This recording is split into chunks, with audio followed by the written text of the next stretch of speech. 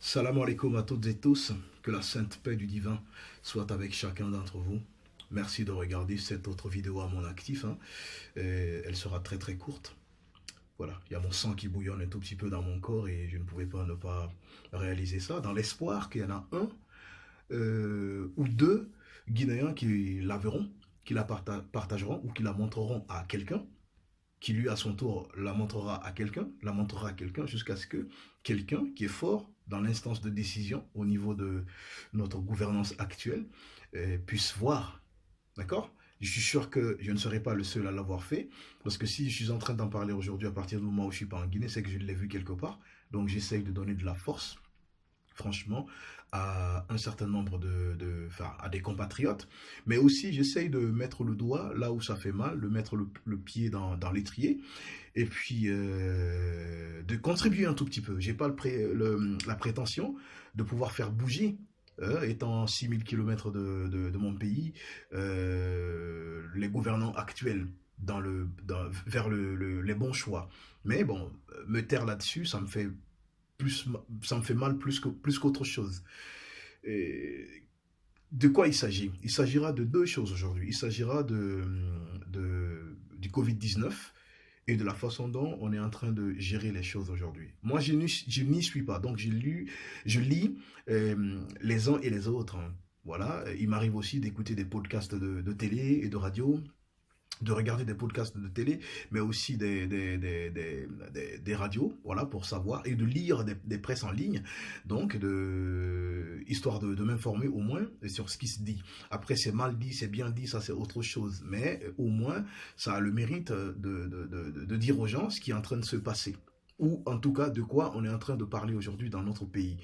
Donc aujourd'hui, j'ai essayé de m'installer pour essayer pour faire cette petite vidéo sur deux points. J'ai dit le premier, ça va être sur cette maladie et la façon dont on est en train de gérer, mais ça va être aussi pour mettre un accent sur des bonnes initiatives dans nos pays. Des gens qui souvent n'ont rien, mais arrivent vraiment à donner d'eux-mêmes pour que les Guinéens puissent être le mieux possible. Voilà, en tout cas, ils proposent quelque chose. Personne ne peut les accuser, pourra les accuser demain pour leur inactivité, non, ou pour leur manque d'initiative ou manque de proposition. Non, il y a des Guinéens, ils proposent au quotidien et ils disent des choses. Aujourd'hui, moi, je suis en train de me poser la question suivante. Nos gouvernants, est-ce qu'ils savent, ceux qui nous dirigent aujourd'hui, ceux qui sont au niveau des instances de gouvernance, ceux qui occupent des postes aujourd'hui qui gèrent la Guinée, du président de la République à ses ministres, à d'autres dirigeants, et dont les cabinets ou les portefeuilles sont hyper budgétisés et dont les budgets sont censés faire du concret pour le pays. Est-ce que nous avons aujourd'hui affaire à des gens qui pensent, vous savez, à ce dernier instant, lorsqu'on est mal, lorsqu'on est un peu malade, ou parfois la mort n'avertit pas, on n'est pas malade, tac, il y a un accident qui est vite arrivé, on tombe et puis on est mort. Mais généralement, ce n'est pas comme ça que ça se passe. Les gens, souvent, ils se dégradent petit à petit, ils ont des petites maladies, ils ont des petits soucis. Est-ce que ceux qui nous dirigent aujourd'hui, il leur arrive de penser à ces petits instants qui leur séparent de la mort? Et de se dire, ah, peut-être après ce moment-là, c'est terminé, moi, ici-bas, c'est fini, je serai sans défense, je serai qu'un cadavre, et je serai ressuscité demain, hein, pour le jugement dernier, et face à mon Seigneur pour rendre des comptes. Est-ce que c'est des gens qui se posent des questions de ce genre? En tout cas, je m'adresse aux croyants, quelle que soit leur confession religieuse entre l'islam et le christianisme, je me demande aujourd'hui, est-ce qu'ils se posent des questions de ce genre? Est-ce qu'ils pensent un jour qu'ils mourront? Parce que je peux comprendre que l'on mette de l'argent de côté, que l'on pique de l'argent au pays, que l'on le planque dans des banques à l'international, que l'on achète des maisons dans lesquelles on ne peut y mettre, ou on ne fait le choix d'y mettre que des membres de notre famille ou des amis, en tout cas nos petits clans. C'est des choses que je peux entendre, sans les excuser, mais que je peux entendre. D'accord? Il n'y a pas de souci. Les Guinéens savent que ça se fait. Mais au moins, on vit en Guinée. On a la Guinée en partage. Ceux qui nous dirigent ne nous dirigent pas à partir de l'étranger. Ils nous dirigent en Guinée. Le bien-être, la sécurité sur le plan sanitaire à apporter aux Guinéens. Est-ce que, ça dit, pourquoi ils n'arrivaient pas jusqu'aujourd'hui à se dire que eux aussi, ils peuvent être confrontés à des soucis de santé, eux qu'ils n'auront aucun moyen, aucune possibilité de s'exporter comme à leur habitude, d'aller se traiter à l'étranger, d'aller dans les grands hôpitaux, minimum dans la sous-région au Sénégal, où on va remonter un peu vers le nord de l'Afrique, la Tunisie et le Maroc, généralement. Pour les plus nantis, pour les gens qui ont beaucoup plus de relations pour se faire des visas facilement, ils se retrouvent souvent en France ou dans d'autres pays de l'Occident. Est-ce que ces gens se posaient ces questions? Tout me dit que c'est non. Parce que si une seule fois, ceux qui nous dirigent aujourd'hui, avaient pensé qu'on aurait pu un jour être confronté à un problème de maladie comme celui qu'on connaît aujourd'hui, le Covid-19, et que toutes les frontières des grands pays seront fermées, qu'on ne peut plus, on ne peut pas, en tout cas tant que cette pandémie continue dans le monde, les frontières resteront fermées et donc il n'y a pas de possibilité d'aller se traiter malgré les fortunes et les fortunes qu'on a généralement piquées au pays. On n'y a pas pensé. Alors moi je pense que ça doit être une véritable opportunité pour une vraie remise en question. Les gouvernants actuels ne sont certes pas les responsables numéro 1 de toute la déchéance actuellement que notre économie connaît. De tous les problèmes que nous savons, de la régression spectaculaire depuis 1984. Oui, j'ai dit depuis 1984 parce que moi, je n'ai jamais été d'accord avec cette histoire de 50 ans de retard. La Guinée a très bien démarré. La Guinée a dû lutter contre vents et marées pour être là où elle était en 1984 avec plus de 140 unités industrielles. Pour ne parler que de ça. Avec une vraie compagnie aérienne qui servait des Guinéens et qui représentait quelque part notre dignité, avec une flotte navale pas possible. Pour ne parler que de ça, nous n'étions pas 100% autosuffisants sur le plan alimentaire, mais l'habitude du travail était ancrée chez tous les Guinéens. Bref, ça c'est un autre débat. Est-ce que ces gens pensent qu'un jour, ils se retrouveront devant leur Seigneur, arrêtés comme ça, en train de rendre compte de ce qu'ils ont bien pu faire, du bien qui était censé appartenir à tout le monde, de la façon dont ils l'ont géré? Je ne pense pas.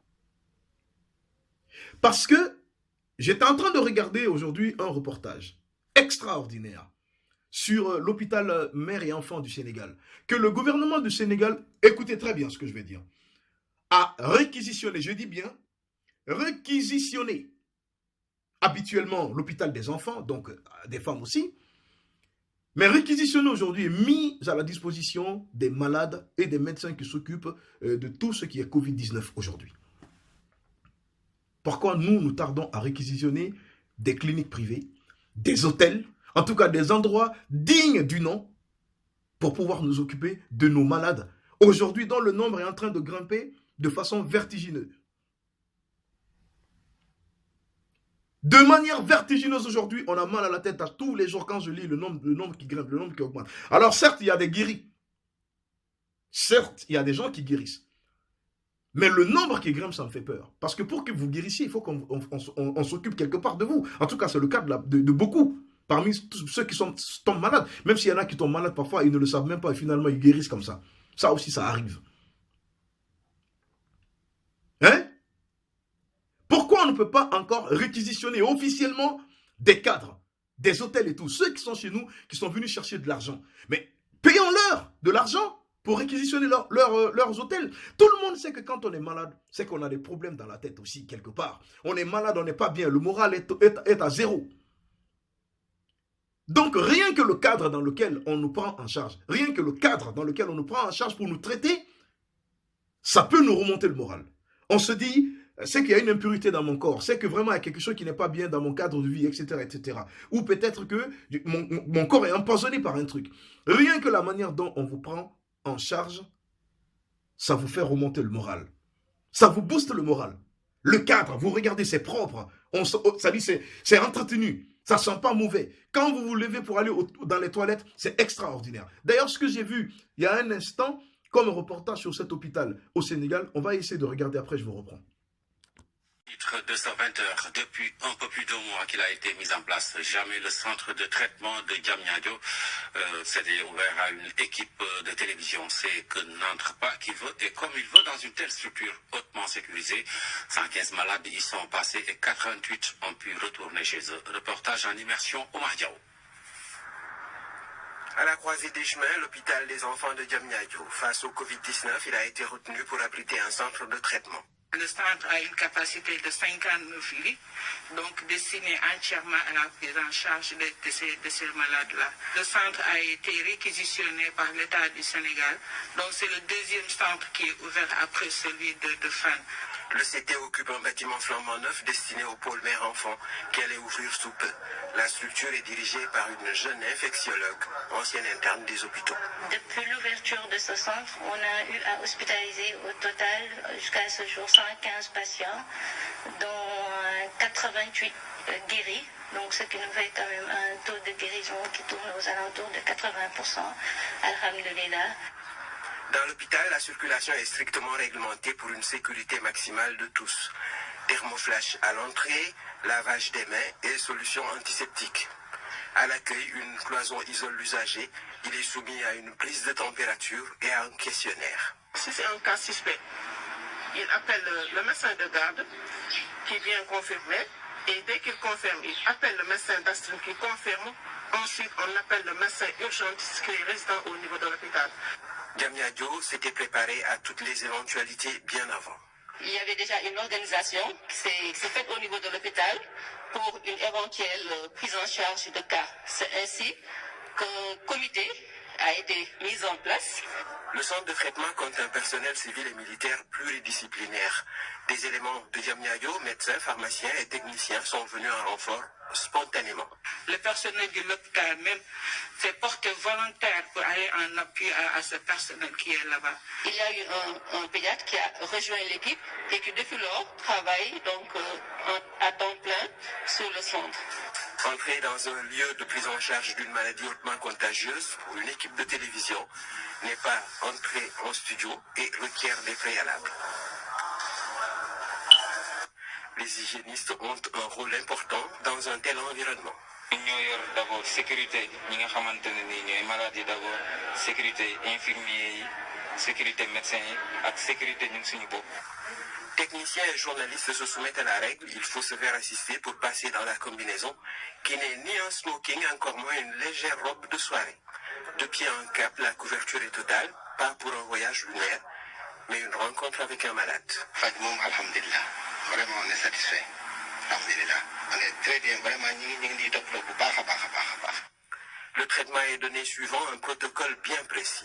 C'est un traitement qui est symptomatique, donc fait essentiellement de ces multivitamines-là, dentalgique et également le protocole avec l'hydroxychloroquine et l'azithromycine. Bien évidemment, après avoir éliminé une éventuelle contre-indication à ces molécules-là.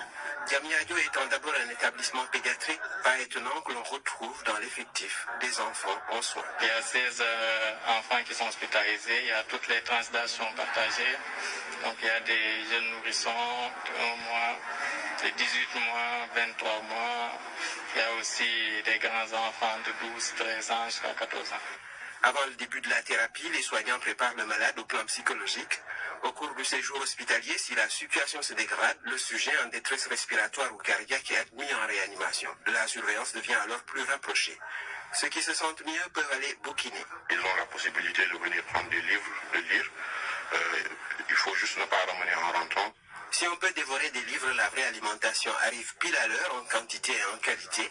Ce qu'on mange ici, c'est ce que l'on sert à Fan et à Dal Al Jam, une harmonisation des menus souhaités par les autorités. Le ministère a demandé à ce que le menu pour les malades donc soit harmonisé. Il y a des malades qui ont un régime particulier. En attendant un test négatif, cet homme contaminé par son fils, un cas communautaire, et comptant au total 4 infectés dans sa famille, averti. bokkoon naa ci ñi nga xam ni presque déglu woon conseil yi ñu doon joxe dama yaakaaroon lii dañuy wax nii rek mais dëgg la lii lu am la nit ñi xam ni am na te aussi li ñu leen ci wax pour ñu respecter ñu jéem ko respecter. Impossible pour les malades de savoir la personne si bienveillante sous ses protections durant tous ces jours. Tout juste retiennent-ils les voix et les noms inscrits sur les épis, et quand sonne l'heure du départ, le malade guéri tient à savoir qui est qui. Ils insistent pour voir nos visages. Ouais, jusqu'ici, il n'y en a pas un qui est rentré sans nous voir. Dès qu'ils sortent, ils descendent des escaliers, ils disent je veux vous voir tous. C'est une curiosité de personnes qui l'ont échappé belle, loin de l'ingratitude, un bel élan de reconnaissance à l'endroit d'une équipe soignante dévouée et engagée sans répit sur le front périlleux de la riposte.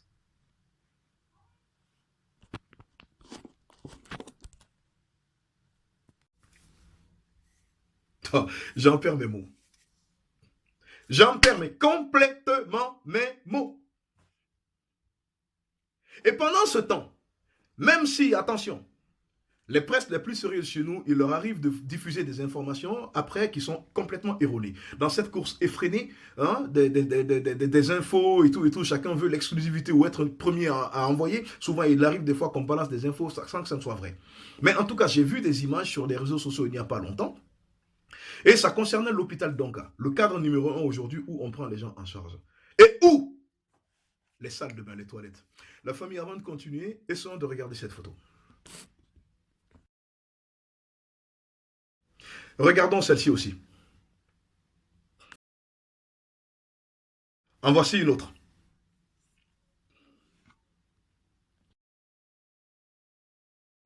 Même un chien, même un clébard, un chien, vous le poussez tout de suite, il a envie de faire ses besoins. Vous le prenez, vous le poussez dans ses salles de bain pour qu'il se mette à l'aise, il sortira. Il va courir vers des herbes quelque part, il va courir vers un endroit complètement dégagé. Il ne va jamais aller monter même sur un tas d'ordures. Il ira dans un endroit bien tranquille, ou peut-être dans une rue, sur une route, en tout cas dégagée, qui n'a pas l'air très sale, il va déposer ses besoins là-bas. Et c'est les humains qu'on envoie là. J'espère qu'il s'agit des toilettes de certains secteurs de Donka qui ne sont pas encore touchés par cette rénovation qui dure depuis près de 10 ans maintenant et qui n'est pas encore finie. C'est très spectaculaire, mais c'est la Guinée. J'espère qu'il s'agit des toilettes qui concernent des secteurs qui ne sont pas encore rénovés. Mais si c'est des toilettes qui sont encore utilisées par des gens qui sont à l'hôpital pour être guéris, pour être soignés, des malades, je me dis que c'est non seulement inhumain, mais ça fait vomir de la part de ceux qui nous dirigent. Mais c'est très criminel. Je peux même aller jusqu'à dire que c'est cafre. C'est très mécréant de la part de ceux qui nous dirigent là. C'est un crime qui ne dit pas son nom. Ce genre d'hôpitaux, ce genre de toilettes à la disposition des malades. Ce n'est pas possible. Ce n'est pas possible. On va quitter là-bas. Aujourd'hui, il y a des choses que vous n'êtes pas en train de faire, mais des initiatives de jeunes sont en place, telles que celle-ci.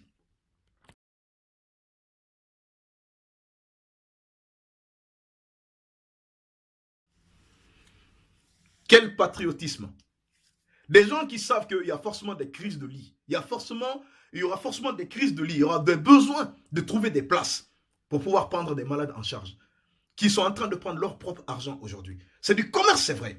Mais ils ont investi dans quelque chose et ils ne savent même pas si ça sera acheté.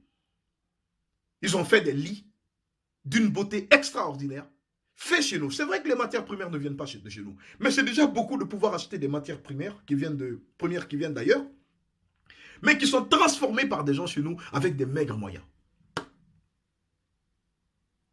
Avant ceux qui ont confectionné des lits là, regardez ce que certains avaient déjà fait avant.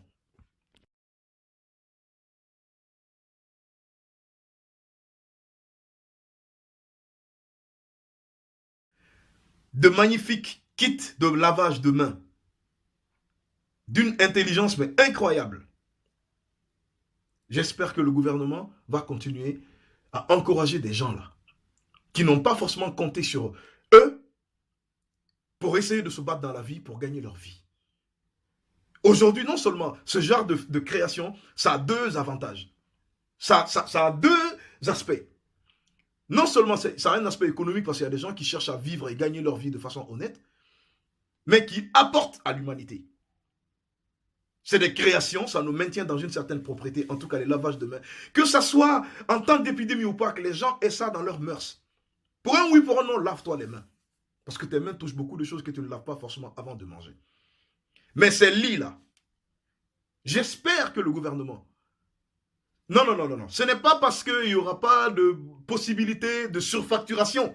Parce que c'est sous les yeux de tout le monde. On connaît ces Guinéens, on sait à combien vous avez pris. Ce n'est pas parce qu'il n'y a pas beaucoup de possibilités de ce genre que je l'espère du fond de mon cœur.